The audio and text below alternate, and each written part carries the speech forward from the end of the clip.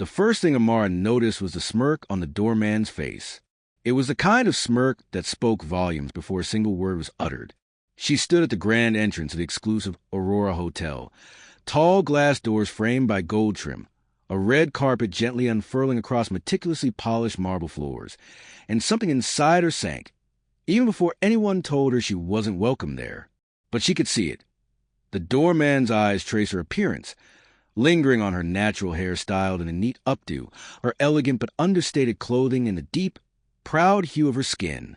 The moment hung heavy, and instinctively, her grip tightened on her sleek clutch. Her heart pounded with a mix of excitement and a sense of foreboding.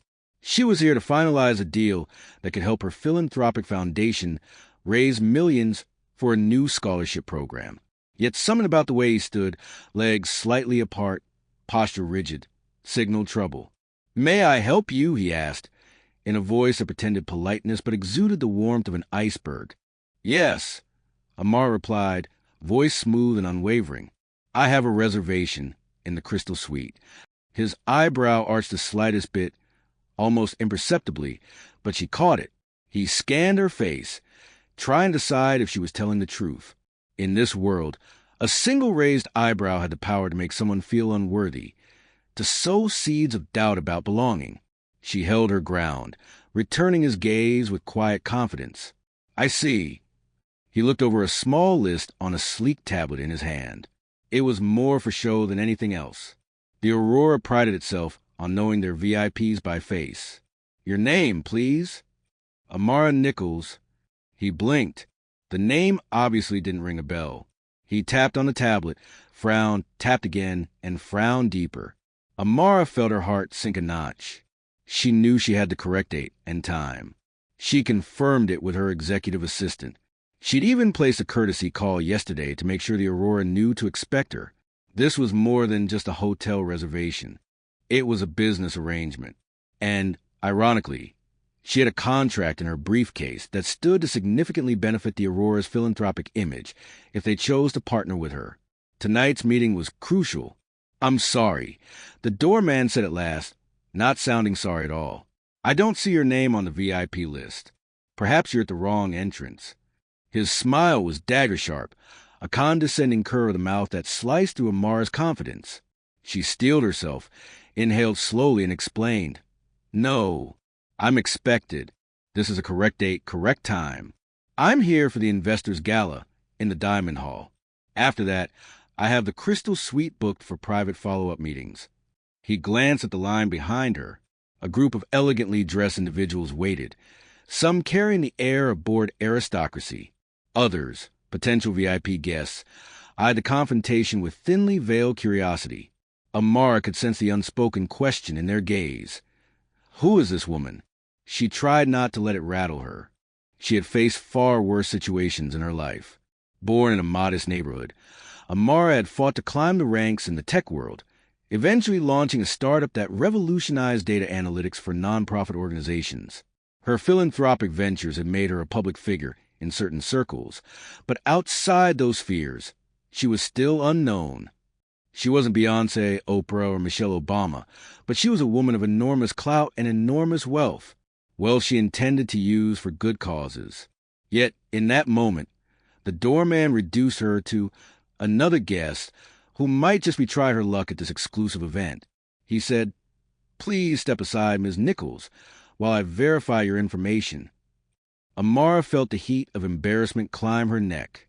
She could sense the stares, the flickers of judgment. A lesser person might have exploded, but she learned the art of composure from a young age. She clenched her jaw slightly, gave a small nod, and stepped aside. Her midnight blue stiletto heels clicked softly on the marble as she moved away from the main line. In the next minutes, she watched as the doorman welcomed a few obviously wealthy patrons, white-haired men in tailored suits, elegantly dressed women dripping with diamonds, without batting an eye. With each new arrival, he ushered them in with a flourish, never once stopping to check the tablet for verification. Amara's throat tightened. She recognized these microaggressions all too well. The unspoken question in the air. Could someone who looks like you really be part of this exclusive circle? She forced herself to remain still, to project confidence.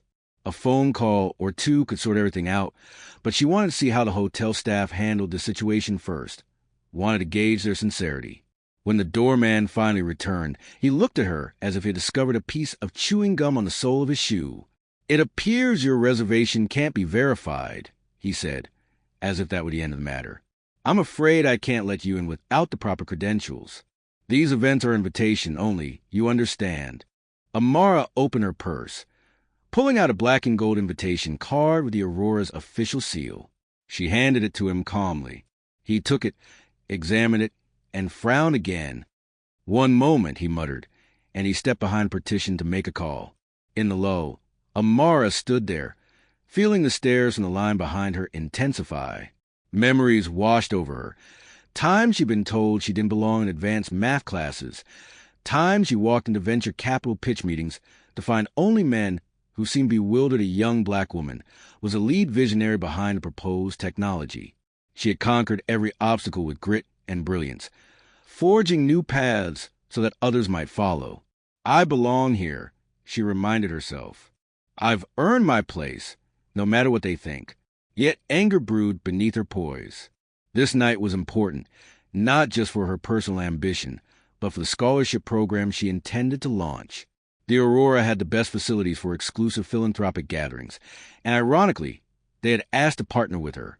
She was the biggest donor in the entire event, but apparently, the staff hadn't gotten the memo. The doorman emerged again, lips set in a grim line.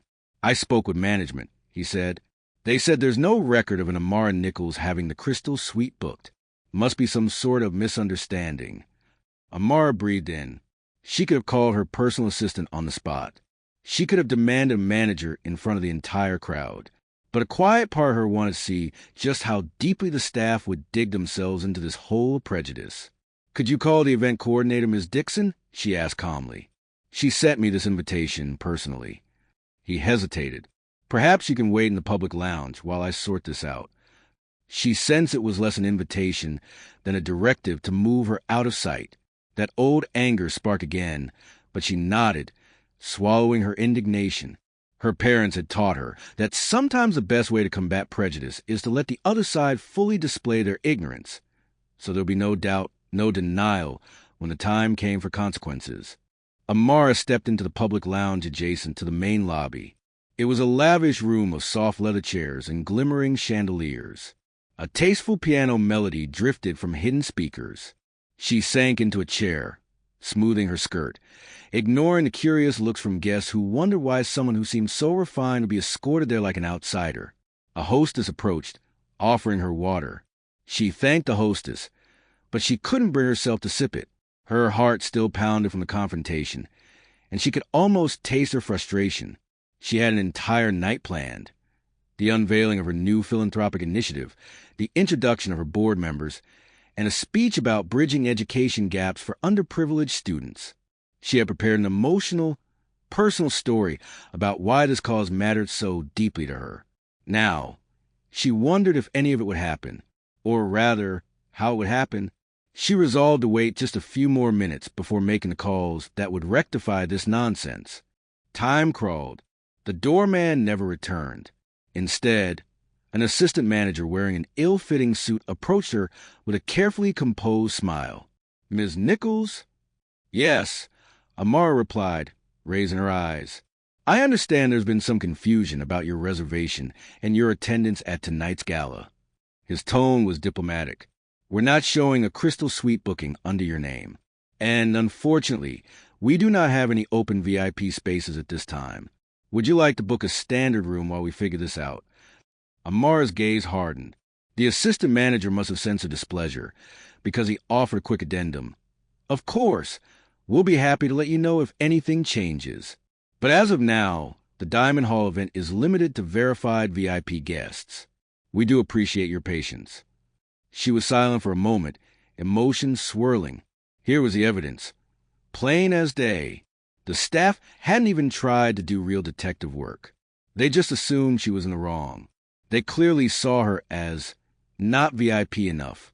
They didn't realize the woman they were stonewalling was not only a paying client, but the biggest prospective donor in the entire event. It was the ultimate irony. She rose, feeling a wave of fierce determination wash over her. The assistant manager stepped back slightly, as if her mere act of standing commanded authority. "Sir," she said, voice cool and steady, "I'll be making a call. Then you will be hearing from the people who invited me personally. And after that, perhaps you'll be rethinking how you've handled this entire situation." He blinked, looking slightly perturbed, though still with that practiced polite expression. "Of course, Ms. Nichols will be waiting." Amara nodded, turned on her heel, and walked toward a quieter corner of the lounge, fishing her phone from her clutch. She saw that her assistant, Liz, had already left 2 frantic voicemails. Sighing, she called her back. "Ms. Nichols?" Liz answered, clearly anxious. "Where are you? The board member just arrived, and Ms. Dixon is asking for you. She said the Aurora staff was supposed to bring you straight to the Diamond Hall's private green room." Amara let out a short, humorless laugh. "I'm sitting in the public lounge, apparently not VIP enough to attend my own philanthropic gala." "What?" "That's insane," Liz sputtered. "I'll get Ms. Dixon right now." Amara could hear Liz telling Ms. Dixon the situation. Anger spiked in Ms. Dixon's voice on the other end as she told Liz to hand over the phone. "Amara, I am so sorry," Ms. Dixon said, a fierce determination in her tone. "I personally oversaw your booking. This must be an administrative error. Stay where you are. I'm coming down." Amara thanked her and hung up. She leaned against the wall, letting out a breath she hadn't realized she was holding. Her gaze drifted over the sumptuous surroundings. Gold sconces glimmering against the cream walls, plush velvet drapes elegantly tied back to reveal enormous windows. The Aurora was undeniably beautiful, but behind its facade, there was a deeper ugliness, one that singled her out as an imposter. Minutes later, Ms. Dixon, a slender woman in a sleek black suit, raced into the lounge. She moved quickly for someone wearing towering heels, scanning the room until she spotted Amara. "Thank goodness," Ms. Dixon said, rushing over and grasping Amara's hands. "We've been waiting. My staff told me you hadn't arrived yet, and I was confused because your driver texted me that you were here at the front." Amara shrugged with a sardonic smile. "I was here, but apparently the doorman and the assistant manager saw fit to do their own vetting." Ms. Dixon's cheeks flared red with embarrassment. "I'm so sorry. The general manager is going to hear about this. It's absolutely unacceptable." She turned to the assistant manager standing awkwardly by the lounge entrance. "Why on earth would you send Ms. Nichols here? She's our top donor for tonight's event, and she booked the Crystal Suite. Did you even check your records properly?" The assistant manager's face went pale. There must have been a glitch. We didn't see her name on the VIP list." Ms. Dixon shook her head in disbelief. "She's not just on the list. She's a list. She's a keynote sponsor of our philanthropic campaign. She's the reason half the VIPs are here tonight. Where's the manager? We need to sort this out immediately." He stammered an apology, but Ms. Dixon was in no mood for excuses. She beckoned to Mara. "Come on, let's get you upstairs. The event's already started, but we can slip you in and save the best part, your remarks, for last. Everyone is waiting." As they made their way across the lobby, a hush seemed to fall. The doorman, seeing Ms. Dixon escorting Amara personally, actually had the decency to look ashamed. Ms. Dixon flashed him a cutting glare. Amara, feeling a mix of triumph and sadness, met his eye for just a moment. He looked down, muttering something. But the damage was done, and they both knew it. Amara took a private elevator with Ms. Dixon, rising swiftly to the Diamond Hall level. She could hear the muffled hum of conversation and the soft tinkling of piano music. She steeled herself. She was good at compartmentalizing, at taking the anger, the humiliation, the pain of discrimination, and tucking it away behind a polished smile. But is that what I should do tonight? She wondered. The evening was about celebrating generosity and inclusivity, yet she just suffered a blatant display of prejudice. The elevator door slid open, revealing a lavish foyer. Guests in black tie attire mingled, glasses of champagne clinking beneath crystal chandeliers. Waiters glided among them, offering hors d'oeuvres on silver trays. And at the far end of the room, a stage beckoned, decorated with tasteful floral arrangements and a grand podium. A hush spread as Ms. Dixon escorted Amara into the hall. Board members and philanthropic partners who recognized her immediately parted, making way, offering greetings that brimmed with warmth. The difference between this circle, people who knew her, respected her, wanted her, and the suspicious doorman was stark. She sensed a flurry of confusion from some guests who had been told Amara was held up somewhere but didn't know why. A faint ripple of tension undercut the festivities. But Miss Dixon's voice on the microphone soon cut through. "Ladies and gentlemen, may I have your attention?" she announced, stepping onto the stage. The chatter simmered down as eyes turned toward her. "We are honored to have with us tonight the reason we're all gathered here. Our keynote sponsor, the visionary behind the Nichols Education Fund, Ms. Amara Nichols." An appreciative applause rose, polite at first, then enthusiastic. Cameras flashed, capturing the moment. Amara plastered on her best smile, but inside, her emotions still whirled. She made her way to the stage, feeling the intensity of hundreds of gazes upon her. Ms. Dixon handed her the microphone. "Amara, we can't wait to hear your words." She took a deep breath, scanning the crowd. This was the moment she prepared for. She had a speech ready, one carefully written, focusing on the power of education and the personal sacrifices her parents made to ensure she had opportunities they never did. She was supposed to open with a heartfelt story about a teacher who saw her potential. She intended to share statistics, highlight the enormous difference this new scholarship would make, and end with a rousing call to action. But something in her heart told her to speak from the raw truth of the night's events. She held the microphone, letting the silence linger just a beat too long. The hush grew deeper, more expectant. Finally, she spoke. "Good evening," she began softly, voice trembling just enough to hint at her deep emotion. "I'm honored to stand here, in this beautiful hotel, surrounded by people who care about making a real change in the world. Tonight, we're here to support education, something that has been a passion of mine my entire life. But before I tell you about the Nichols Education Fund, I'd like to share something that just happened to me downstairs. I was turned away at the door. I was told I wasn't on the VIP list. The staff thought I didn't belong." A ripple of shock passed through the room. Ms. Dixon's face paled, but she stood close, her posture firm, letting Amara speak. "And I realize," Amara continued, voice growing stronger, "that many young people in this country feel that exact same way, locked out, told they don't belong, told that their dreams and their place at the table aren't valid. Sometimes it's because of the color of their skin. Sometimes it's their zip code. Sometimes it's simply because nobody told them they could achieve more. Tonight is about changing that. It's about making sure every child, no matter what they look like or where they come from, has the opportunity to belong in the most exclusive rooms, if that's where their dreams take them. Because I believe in the limitless potential of the human spirit, especially when it's nurtured with education and support." She paused, letting the applause that had started to bubble up settle. The room was rapt, the weight of her words sinking in. "I grew up being told I wouldn't make it in tech," she said, her voice resonating with passion.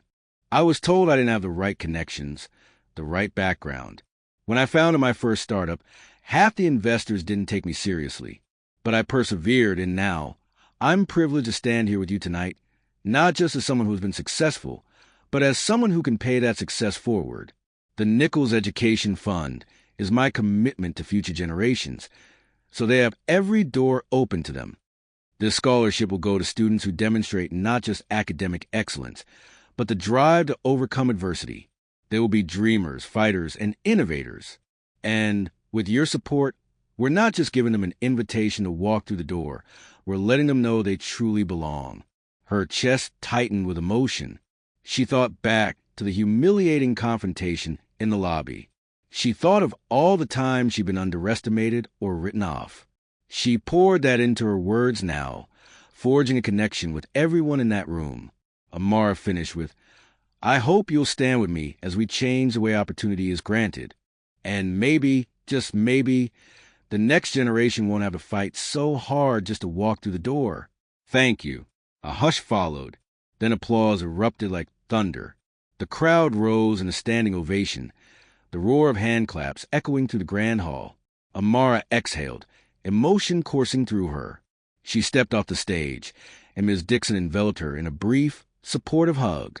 Several board members came forward, congratulating her on such a moving speech. Afterward, as the event progressed, donors stepped up to sign pledges, dropping checks, and making online transfers in real time. The show of support was staggering. In less than an hour, the Nichols Education Fund had surpassed its initial target. The entire energy in the Diamond Hall soared with the optimism that real change was possible. During the post-speech mingling, Amar was approached by the general manager of the Aurora Hotel, a tall, impeccably dressed man in his late 50s. His expression was contrite, a stark contrast to the arrogance she'd faced earlier. Ms. Nichols, on behalf of the Aurora, I extend my deepest apologies for the way you were treated. Rest assured, I will be personally addressing the staff involved. Amara offered a polite smile. I appreciate that, but I prefer to see meaningful changes in how guests are welcomed here, not just words. Because tonight wasn't just about me. It's about everyone who's ever been turned away unjustly. He bowed his head, acknowledging the rebuke. Understood. We would be honored if you consider continuing to host your events here. Let us prove we can do better. She nodded but didn't give a definite answer. She couldn't easily forget the doorman's contempt and the assistant manager's indifference. Money couldn't erase that kind of prejudice. Sometimes it took a deeper cultural shift. Eventually, the night wound down and guests trickled out. The Diamond Hall sparkled with leftover confetti and the memory of laughter. Amara stood near a window overlooking the city skyline, enjoying the quiet after the whirlwind event. She could see her own reflection in the glass, a tall, poised black woman wearing a midnight blue gown, hair delicately pinned, face composed yet eyes shining with something like relief. I did what I came here to do, she thought. I didn't let them chase me away. Liz, her loyal assistant, came up beside her. We surpassed our goal, Ms. Nichols, she said with a giddy grin. We raised twice the amount we expected. The scholarship can cover even more students. That's wonderful, Amara said, softly. The knowledge of that success brought her genuine joy. And Ms. Dixon said you absolutely must come to the celebratory brunch tomorrow morning, Liz continued. It's a tradition for major donors, apparently. They want to honor you with a small plaque in the Aurora's Philanthropic Hall of Fame. It's quite a big deal.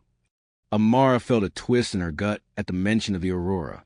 She wasn't sure if she wanted that kind of honor from an institution that had just humiliated her.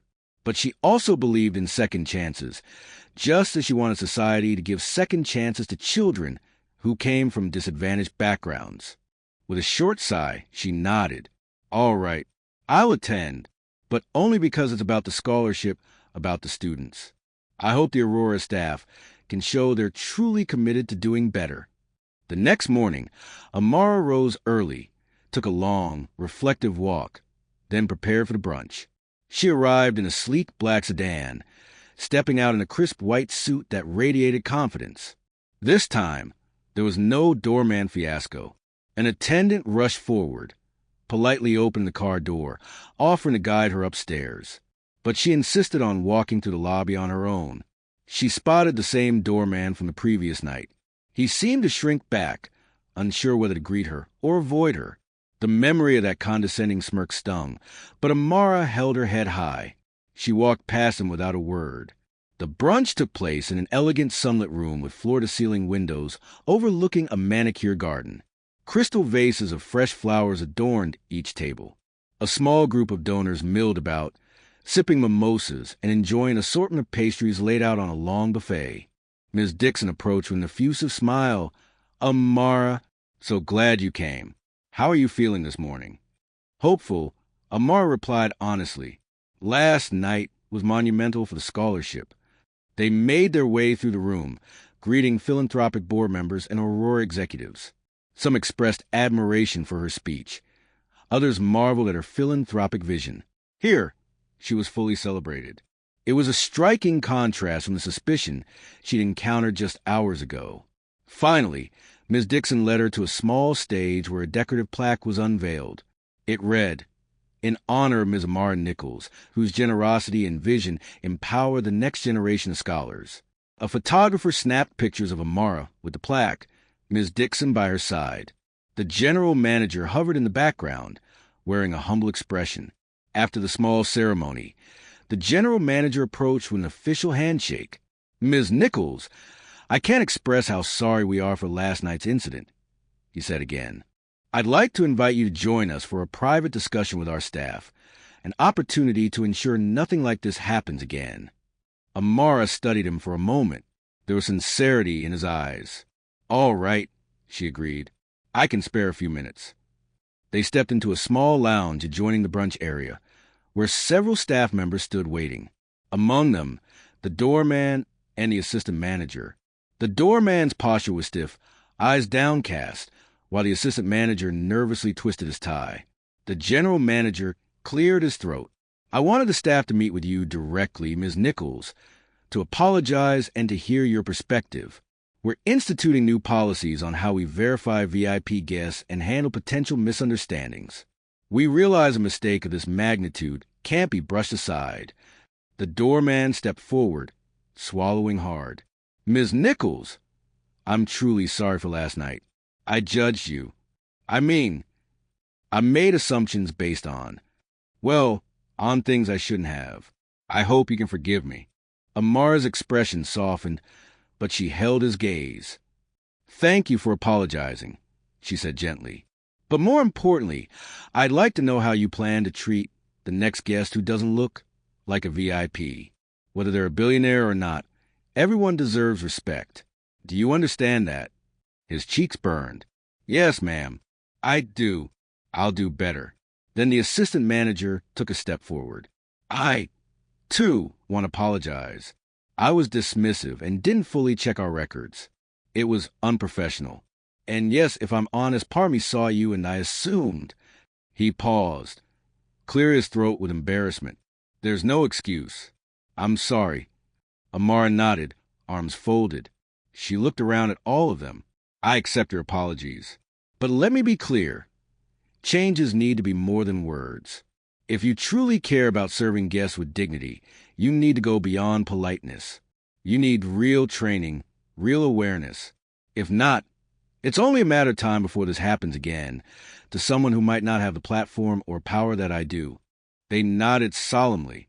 The general manager promised a thorough overhaul of VIP protocols and staff training, with focus on sensitivity and inclusivity. It was a start, and Amara could see sincerity in his eyes. In that moment, she felt a sense of closure. She remembered her father's words: "When you break through barriers, leave the door open for others." If this confrontation led the Aurora to treat the next potential guest of color with more respect, then perhaps some good had come from her personal humiliation. After the brunch concluded, Amara returned to the crystal suite she'd finally secured. It was a luxurious, sprawling space with floor-to-ceiling windows showcasing the city skyline. A sumptuous lounge area led into a bedroom with a canopied bed, and the bathroom boasted marble floors and a soaking tub large enough for a small party. But she was too distracted to enjoy the opulence. She called her parents, who still lived in the neighborhood where she grew up. Her mother's voice answered, warm and familiar. "Amara, how did the gala go?" Amara filled her in, carefully omitting the humiliating part. But her mother sensed something was off. "You're not telling me everything," her mother said gently. "Did something happen?" Amara sighed, moving to stand by the window. "They turned me away at first," she admitted. "Didn't think I was VIP enough. It was upsetting, but I used it to talk about how it feels to be locked out of opportunities." Her mother's voice crackled with concern. "Oh, sweetheart, I'm so sorry. I know how that hurts you." Then pride rose in her tone. "But you still delivered your speech, right?" Amara smiled. "Yes, Mama. We raised more than we ever dreamed." "That's my girl," her mother replied, voice thick with emotion. "You turned every setback into a success. I'm proud of you." Tears pricked Amara's eyes. "Thank you," she whispered. After a few more words, she ended the call, feeling lighter. Talking to her mother always reminded her why she did all this. For the kids who had mothers and fathers just like hers, parents who believed in them, but lacked the resources to make their dreams a reality. She gazed out at the cityscape. She had come so far, and she wasn't done yet. News of the incident at the Aurora Hotel leaked to certain social media circles. Some guests had witnessed it and posted about it. Within days, articles popped up with headlines like, "Billionaire philanthropist Amara Nichols turned away from VIP gala, called for greater inclusivity." Rather than shy away from the attention, Amara used it as a platform. She gave interviews about her scholarship, focusing on the bigger mission rather than dwelling on her personal embarrassment. She told reporters that the Aurora staff had apologized, and she hoped it was a catalyst for them to serve all guests with dignity going forward. The public response was overwhelming. Messages poured in from young people who resonated with her story, from individuals who had been shut out of opportunities because of preconceived notions. Donations to the Nichols Education Fund skyrocketed. Even business leaders who were not in attendance reached out, wanting to align themselves with her cause. In a twist of fate, the Aurora became almost a symbol of redemption. Their management scrambled to improve training and policies, and they publicly thanked Amara for bringing the issue to their attention. They pledged a substantial donation to her education fund, an olive branch that she accepted. When asked how she could forgive them, Amara simply said, "Educating people, teaching them to do better, is at the core of what I believe in. If I can show grace and that leads to progress, then it's worth it." Weeks later, the grand opening of the Nichols Education Fund office took place, a sleek modern building nestled in the heart of the city, designed to host workshops, mentorship programs, and scholarship application sessions. On the day of the ribbon-cutting ceremony, a throng of reporters gathered. Students who had already benefited from Amara's smaller-scale scholarships arrived to share how her support changed their lives. As Amara stood before a cluster of microphones, she recalled that humiliating moment at the Aurora. Instead of letting it corrode her spirit, she had turned it into fuel for her mission. She addressed the crowd. "We're here today because we believe everyone has a right to an education. We believe in tearing down barriers, not building them up. And we believe that the next generation of leaders can come from anywhere if only we give them a fighting chance." Applause thundered. Cameras flashed, capturing the moment. In the front row stood Liz, beaming with pride. Ms. Dixon, too, wearing a bright grin, and even a representative from the Aurora Hotel was present, offering public support. That night, as the hustle of the opening died down, Amara took a quiet moment to roam the new building. She wandered the halls, peeking into rooms where tomorrow's leaders would soon sit, learning skills that might one day change the world. Soft overhead lights glowed, revealing walls decorated with inspirational quotes from groundbreaking figures: Maya Angelou, Martin Luther King Jr., Toni Morrison, reminders of the power of words and perseverance. She stopped at one wall that was left mostly blank. A simple plaque at the top read, "In recognition of all those who have been told they don't belong." A small sign beneath said, "Your story matters. Your dreams matter. You belong here." Amara felt tears welling up. She gently touched the sign, remembering the sting of being denied entry to an event in her own honor. But she also remembered the triumphant surge of standing on that stage, reminding the world that she did belong. In a way, that moment had defined her mission more than any carefully planned introduction could have. It had shown the world how someone could turn a personal wound into a larger victory for everyone else. The memory of the doorman's smirk still lingered like a bruise on her psyche. She wasn't naive enough to think one incident or one philanthropic campaign would unravel centuries of prejudice. But she believed in incremental victories, in forging new paths. If her public stance inspired even one person, one doorman, one manager, or one young student to think differently about who belongs in the VIP room, she considered it a success. Amara let out a shaky exhale, pulling her shoulders back, standing tall. Her entire journey, from that small neighborhood to boardrooms of tech giants, had been shaped by moments where she was told no, but each no had propelled her to a deeper yes. Yes to her vision. Yes to her potential. Yes to the thousands of students whose futures she was now shaping. She left the building that night with a quiet sense of peace. She had navigated humiliation, turned it into a teaching moment, and amplified her philanthropic vision in the process. Life had a way of weaving triumph from trials when one persevered with purpose. Days stretched into weeks, and the Aurora Fair became a footnote in media coverage, overshadowed by the immense success of the Nichols Education Fund. Amara continued to receive invitations from top-tier events and global conferences. But she also remained grounded, visiting schools, talking with students, encouraging them to apply for scholarships, offering mentorship. The story of the black woman denied VIP service, regrets it when she turns out to be a billionaire, morphed into a legend of sorts, a modern-day fable that circulated online. People reposted it with captions like, "Never judge a book by its cover." Others used it as a rallying cry against everyday discrimination. In time, Amara's name became synonymous with resilience, generosity, and justice. One day, a letter arrived at the Nichols Education Fund office. It was from the doorman who had turned her away. In it, he wrote how the incident forced him to confront his biases, how the subsequent training at the Aurora inspired him to volunteer at a community center helping underprivileged youth. He thanked Amara for her speech and said he was determined to do better in every aspect of his life. Amara read the letter with tears in her eyes. People often think of philanthropic giving as a grand gesture, but sometimes real change happens one individual at a time, in quiet transformations that never make headlines. She folded the letter carefully and placed it in a drawer labeled Inspiration. Months later, at an annual gala celebrating the scholarship's success, Amara took the stage once more. The conversation buzzed with excitement. The Nichols Education Fund had now supported over 100 students through college, young men and women from marginalized backgrounds who were blazing trails in STEM, arts, business, and more. Partnerships with top universities were in the works, ensuring the expansion of her scholarship. As she glanced at the audience, she noticed not just wealthy benefactors, but also students who had blossomed under her program. She saw in their eyes the same spark that she once had as a determined young girl in a neighborhood where few made it out.